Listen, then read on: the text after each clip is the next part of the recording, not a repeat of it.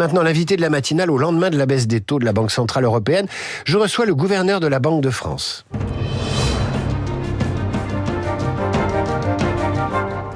François Villeroy de Galhau, bonjour. Bonjour David Debecker. Merci d'être venu si tôt et si vite sur Radio Classique pour évoquer les conséquences de cette 6e baisse consécutive des taux de la Banque Centrale Européenne. Je crois qu'il faut à nouveau expliquer, faire de la pédagogie, à nouveau pourquoi c'est important pour ceux qui nous écoutent, cette baisse de taux. Alors nous avons baissé les taux d'intérêt hier à 2,5%. C'est beaucoup moins que les États-Unis qui sont à 4,25 ou même que l'Angleterre qui est à 4,5. Et nous le faisons parce que nous sommes en train de gagner la bataille contre l'inflation. Souvenez-vous, l'inflation en France et en Europe, fin 2022, début 2023, était à plus de 7% en France, plus de 10% en Europe. Aujourd'hui, nous sommes revenus à 2,4% pour l'Europe, et c'est même beaucoup moins en France. On est à 0,9% le dernier mois. Ça, c'est une bonne nouvelle, et ça permet la baisse des taux, qui est une autre bonne nouvelle. Ça a un certain nombre de conséquences positives sur le crédit immobilier, on va sans doute y revenir, ou sur le pouvoir d'achat.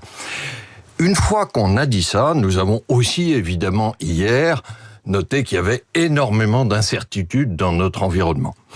Et donc, je crois que c'est important à préciser, quand la météo devient plus agitée comme aujourd'hui, d'abord il faut garder un cap très clair. Notre cap très clair, notre engagement vis-à-vis des citoyens, c'est l'inflation à 2%.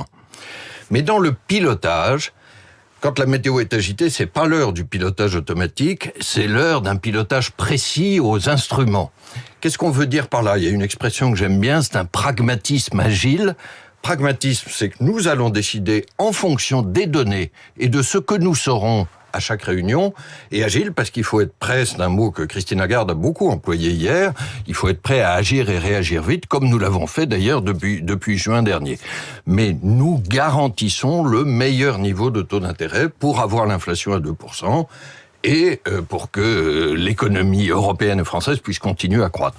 Vous évoquiez l'immobilier, il y a beaucoup de gens évidemment qui s'inquiètent à la fois de la stagnation du secteur et puis de l'impossibilité d'accéder au logement. Cette baisse de taux a-t-elle un impact, peut-elle avoir un impact sur la relance du secteur ? Oui, ces baisses des taux cumulés ont un impact positif. Il se trouve que la Banque de France publie ce matin les chiffres du crédit immobilier du mois de janvier, les derniers que nous ayons. On est presque à 10 milliards de production mensuelle. Au passage, c'est la moyenne, en gros, que nous avons depuis le printemps dernier, quand le crédit immobilier s'est retourné positivement, c'est-à-dire que les Français ont recommencé à emprunter. Et les taux sont stables autour de 3,3% en moyenne, c'est une moyenne. C'est beaucoup moins qu'il y a un an. Si on regarde en janvier 2024, on était presque à 4,2% en moyenne. Donc vous voyez, la baisse des taux, ça se sent aussi pour les emprunteurs. Et du coup, les emprunteurs reviennent. Je crois que les acteurs du crédit immobilier ont beaucoup de signes positifs aujourd'hui. Au passage, la baisse de l'inflation, ça entraîne une autre conséquence positive, c'est le retour du pouvoir d'achat des salaires. C'est-à-dire désormais, en France, les prix progressent moins vite que les salaires, et le fait d'avoir du pouvoir d'achat salarial, ça devrait entraîner progressivement la reprise de la consommation. Les gens s'en aperçoivent pas. C'est comme ça que Kamala Harris a perdu les élections face à Trump. Oui, je crois que le pouvoir d'achat avait peut-être pas augmenté, mais il avait moins dégringolé grâce à la maîtrise de l'inflation aux États-Unis. Mais Trump a quand même gagné sur ces questions-là. Oui, alors sur la victoire de M. Trump, il y a sans doute plusieurs raisons, mais vous avez raison. Je crois qu'il y a un décalage dans le temps des perceptions collectives. C'est assez habituel. Et puis, nous avons tous la mémoire des hausses de prix passées, particulièrement sur les produits qu'on achète le plus souvent, les produits alimentaires ou le plein à la pompe. Et donc, on se dit, mon caddie me coûte plus cher qu'il y a 3 ou 4 ans. C'est vrai. Dans le même temps, les revenus, les salaires, les retraites ont augmenté. Nous ne pouvons pas revenir en arrière. Mais l'engagement que nous prenons, c'est qu'on stabilise le niveau des prix avec une inflation maîtrisée à 2%. Et cette victoire est en très bonne voie, d'où la baisse des taux. Pour l'avenir, nous gardons nos options ouvertes. C'est vrai que le plein à la pompe, il y a 2 ans, était à presque 2 €. Il est à 1,06 €, 1,07 € aujourd'hui pour un plein de sans-plomb. François Villeroy de Galhau, vous étiez donc hier à Francfort avec vos collègues des banques centrales européennes. Vous étiez nombreux, vous êtes des gens qui connaissent le fonctionnement des institutions européennes parfaitement. Racontez-nous l'état d'esprit. Laissons les aspects techniques et économiques provisoirement de côté. Qu'est-ce que se disent ces grands serviteurs de l'État résultat de l'économie européenne, de ce qui se passe aux États-Unis, de la politique économique de Trump, des inquiétudes des uns et des autres, de ces 800 milliards pour réarmer l'Europe. Vous vous dites, mais où est-ce qu'on va les trouver ? Alors, nous nous réunissons dans la tour de l'euro à Francfort, sous la présidence de Christine Lagarde, une Française. Nous sommes 26 autour de la table. Il y a les 20 gouverneurs des banques centrales nationales, et puis 6 membres du directoire, dont Christine Lagarde. Nous analysons la situation, il y a un travail qui est très bien préparé par les équipes des banques centrales. Nous discutons, nous avons beaucoup discuté, et puis nous décidons. Ce que je peux vous dire, David Abiker, ça fait un peu plus de 9 ans que j'ai cette responsabilité, donc j'ai dû participer à une centaine de conseils des gouverneurs. Je ne peux pas vous raconter le détail de ce qui se dit, mais jamais je n'ai senti une telle volonté européenne qu'hier. Le coup de pied au derrière, ça marche ? Je ne sais pas si c'est un coup de pied au derrière, ou un réveil, ou etc., mais si l'arrivée de la nouvelle administration américaine peut avoir un effet positif, il y a beaucoup de conséquences négatives, on va en reparler. Mais cette conséquence positive, c'est de réveiller l'Europe. Et l'euro, c'est un formidable succès de l'Europe. Il y a beaucoup de gens qui n'y croyaient pas. Il y a 30 ans, c'est aujourd'hui soutenu par plus de 80% des citoyens européens. C'est reconnu dans le monde entier. Nous devons muscler l'Europe sur le plan économique et financier. Vous savez, l'Europe prise ensemble, elle pèse autant que l'économie américaine. Mais quand nous sommes affaiblis par nos divisions, nos séparations, c'est ça qu'il faut surmonter. Il y a un joli symbole, vous le disiez tout à l'heure, c'est que Ariane 6 a réussi son lancement cette nuit pendant que SpaceX a échoué. Donc l'Europe, quand elle le veut, elle le peut. Retrouvons, s'il y a une vertu américaine que nous devons peut-être retrouver, c'est la confiance en nous-mêmes. Ou la force d'âme, pour citer le président de la République. La force d'âme. Guillaume Tabar disait tout à l'heure, comment va-t-on financer les dépenses de réarmement ? On touche pas aux impôts. Évidemment, dès qu'on veut toucher aux retraites ou aux dépenses sociales, c'est tollé à gauche et tollé à la droite de la droite. Donc c'est l'endettement. Est-ce qu'on va retourner dans une spirale de l'endettement ? D'autant que Mme von der Leyen, elle a donné une licence aux États en disant si c'est de l'endettement pour la défense, vous le sortez des critères d'équilibre budgétaire. Alors, il y a beaucoup de choses dans votre question. D'abord, l'Europe doit se réarmer face à la menace russe et au retournement américain. Le plus gros changement cette semaine, et je crois qu'il est positif, c'est l'annonce allemande. C'est-à-dire que... C'est une révolution. Je ne sais pas si c'est une révolution, on va voir exactement ce qui est voté, parce qu'il va y avoir un débat parlementaire en Allemagne, mais l'Allemagne propose de lever ce qu'on appelait son Freien-Dette, qui était une restriction excessive pour pouvoir financer ses dépenses de défense. Alors maintenant, il y a deux choses quand même qu'il faut dire tout de suite, et puis il y a un assouplissement des règles budgétaires européennes. Mais il y a deux choses qu'il faut dire tout de suite, c'est que plus de défense en Europe, ça doit aussi signifier plus d'Europe de la défense. Qu'est-ce que je veux dire par cette phrase ? C'est qu'il faut qu'on intègre, qu'on coopère mieux en Europe, qu'on a trop d'industriels séparés et nationaux.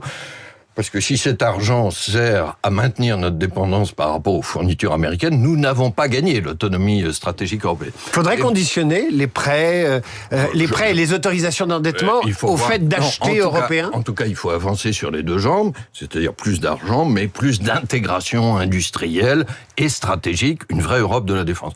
L'autre chose qu'il faut dire, c'est que l'Allemagne peut faire cela parce qu'elle a eu une gestion budgétaire très sage ces dernières années. L'Allemagne a pratiquement 2 fois moins de dettes que la France. Donc la situation pour nous avons moins de marge de manœuvre budgétaire. Nous devrons quand même faire un effort de défense. C'est pas à moi de décider de son ampleur, mais je crois raison de plus pour être très sérieux sur les autres dépenses publiques. Il faut viser là-dessus au moins leur stabilité en volume, c'est-à-dire en tenant compte de l'inflation. Pas de tronçonneuse à la façon de Javier Milei ou à la méthode Musk, parce que ça impacte les opinions, ce volontarisme d'aller fermer des agences, de faire des économies, parce qu'il y a certainement, au-delà de la méthode, des endroits dans la fonction publique américaine ou argentine où globalement, il y a des gens dont les missions sont pas fondamentales. Je crois qu'il faut que nous ayons une volonté de retrouver la maîtrise de notre dette, comme la maîtrise, de façon générale, de notre économie et de notre défense. Mais la volonté, ça ne veut pas dire forcément la brutalité, et ça peut se passer dans un effort juste et partagé. Pour être un tout petit peu précis là-dessus, David Abiker, nous avons les dépenses publiques non seulement les plus élevées d'Europe, mais parmi les plus élevées du monde. Il faut arrêter de les augmenter. C'est ça que j'appelle la stabilité en volume. On tient compte de l'inflation chaque année. Et c'est vrai non seulement sur l'État, qui représente un tiers des dépenses à peu près. Le budget 2025 n'a porté que sur l'État. C'est vrai aussi sur les dépenses sociales et locales. Il ne s'agit pas d'aller les couper, mais de viser de se rapprocher de la stabilité en volume. On arrête de les augmenter. Pour le dire autrement, je crois que si on se met autour d'une table dans le dialogue et qu'il y a un effort juste et partagé, nous avons les solutions. Mais nous ne pouvons pas continuer à tout faire ou à faire exactement comme avant. François Villeroy de Galhau, j'ai 2 questions, mais l'heure tourne. La première, avez-vous compris quelque chose à la politique économique de Donald Trump ? A-t-elle une logique ? Peut-elle être efficace ? Alors là, on a très peu de temps, hein, mais... Oui, je ne vais pas chercher à expliquer ce qui n'est pas totalement rationnel. Ce qu'on peut dire, c'est que le protectionnisme, toujours et partout, affaiblit les pays qui le pratiquent. Et que, vous savez, l'économie, c'est pas un jeu à somme nulle, c'est pas un plateau de Monopoly. Pourquoi je dis ça ? Parce que M. Trump et son équipe semblent considérer que ce que gagne l'un, c'est forcément ce que perd l'autre. Non, l'économie, c'est pas ça. L'enrichissement collectif, le commerce, c'est qu'on échange des idées, des talents, des produits.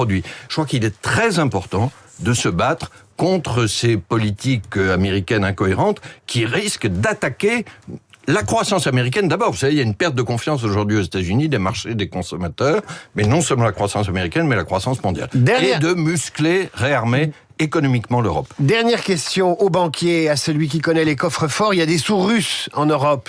Il y a des avoirs russes. Il y en a 50 milliards. Comment on fait pour les garder ? C'est techniquement, juridiquement faisable ou c'est impossible ? D'abord, c'est à l'échelle de l'Europe, c'est plus que les 50 milliards. Je crois que c'est de l'ordre de 200. Ah oui, c'est 50 milliards en ces France. Avoirs russes, ils sont sous séquestre depuis février 2022. Mais on peut pas les déséquestrer. Alors, attendez. D'abord, ils sont d'ores et déjà utilisés pour garantir un prêt à l'Ukraine, qui a été fait à la fin de l'année dernière. Et ça, je crois que c'est une très bonne mobilisation. Est-ce qu'un jour, il pourrait être saisi ? Ce qu'on a fait aujourd'hui, c'est ce qui est compatible avec le droit international, et je crois qu'il faut rester, nous, compatibles avec le droit international. C'est ça notre force. Est-ce que dans le cadre d'un règlement de paix, il peut y avoir un usage différent ? C'est une question qui viendra en son temps, mais aujourd'hui, ce qui est fait, c'est un séquestre et une mobilisation pour un prêt à l'Ukraine. François Villeroy de Galhau, merci d'avoir été avec nous ce matin. Demain, c'est la journée de la femme. Vous vouliez ajouter quelque chose ? Je crois que je vous donne 30 secondes, même si c'est important. En 30 exemples, ça aussi, ça peut être une fierté européenne et française. Les politiques de diversité, de parité sont remis en cause très brutalement, très injustement aux États-Unis. En France, nous avons le meilleur dispositif du monde. La loi Copé-Zimmermann pour les conseils d'administration, la loi Rixain pour les comités de direction. Et si vous me permettez une petite chose, dans cette journée de la femme, à la Banque de France, nous avons un comité de direction qui est complètement paritaire, avec des femmes de grande qualité, et je peux vous dire que ça marche encore mieux qu'avant. Avec la parité des salaires ? Avec la parité des salaires, bien sûr, à fonction égale. François Villeroy de Galhau, merci d'avoir été avec nous ce matin et éclairer les auditeurs sur les enjeux européens de cette politique de défense. À bientôt, à suivre nos esprits libres. Aujourd'hui, Géraldine Wössner et Jean-Marie Colombani, mais avant ça, le rappel des titres et la revue de